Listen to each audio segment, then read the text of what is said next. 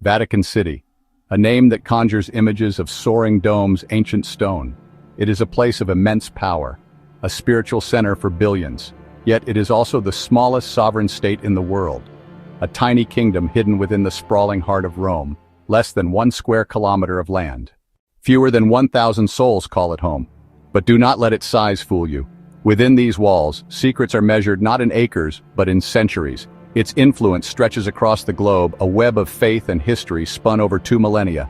This tiny nation holds a gigantic reputation, one built on mystery and guarded knowledge. The Vatican operates on a scale unlike any other nation. Its currency is faith. Its army is the Swiss Guard, clad in Renaissance uniforms that belie their modern training. Its true power, however, lies not in its land or its armies, but in its information. The story of the Vatican Library is the story of Western civilization itself. It did not begin with a grand design. It started humbly.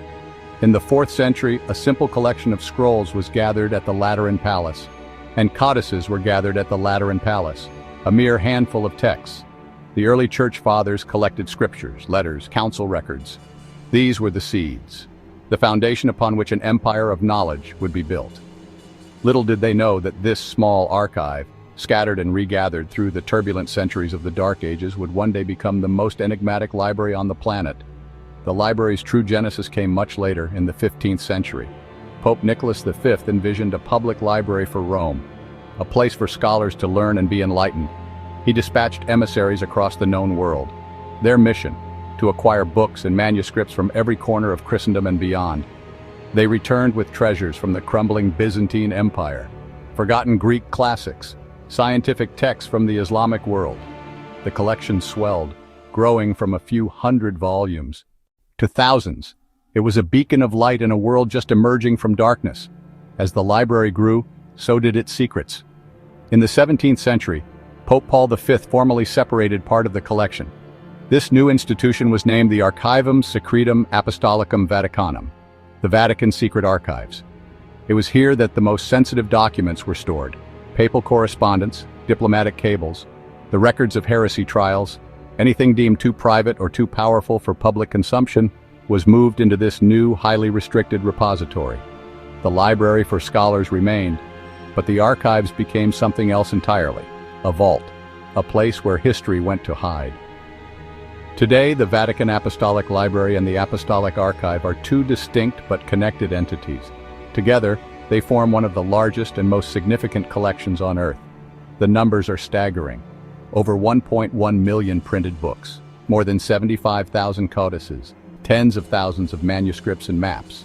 In the archives, 85 linear kilometers of shelving. That is over 50 miles of documents. A paper trail stretching back more than 12 centuries. A collection so vast, so deep, that no single person could ever hope to grasp its full contents. It is a labyrinth of paper and ink, holding the unfiltered story of our world. Where secrecy flourishes, speculation takes root. And within the Vatican's walls, no legend is more captivating than that of the Chronovisor. The story is pure science fiction, wrapped in the solemn robes of the priesthood. It claims that in the 1950s, a secret team of scientists led by a Benedictine monk named Father Pellegrino Ernetti achieved the impossible. They built a time machine. Not a machine that transported a person through time, but a viewer. A device that could tune into the residual energy of the past, the visual and auditory echoes left behind by historical events, and display them on a screen. According to the legend, the Chronovisor was built with the help of 12 brilliant minds, including the famous physicist Enrico Fermi. The device was supposedly a large cabinet with an array of antennas, cathode ray tubes, and cryptic dials. By tuning it correctly, Father Ernetti claimed his team was able to witness moments lost to history. They saw Napoleon's speeches. They watched a Roman market in vibrant detail. Most astonishingly, they claimed to have witnessed the crucifixion of Jesus Christ.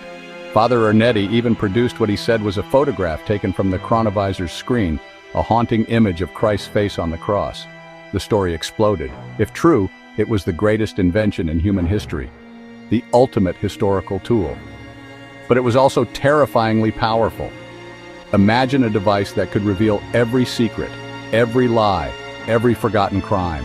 No leader, no nation, no individual would be safe from the scrutiny of the past.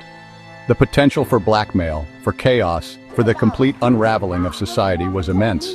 The very foundations of privacy and faith could be shattered. Could any institution, even the church, be trusted with such a device? The answer, it seemed, was no. Not all of the Vatican's secrets are as fantastical as time machines. Some are rooted in the darkest moments of modern history. For decades, a cloud of controversy has surrounded the actions of Pope Pius XII during World War II.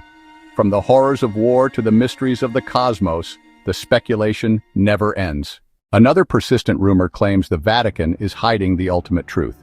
We are not alone in the universe. Theorists point to the Vatican's ownership of advanced observatories, like the one on Mount Graham in Arizona. Why is the Church so interested in the stars?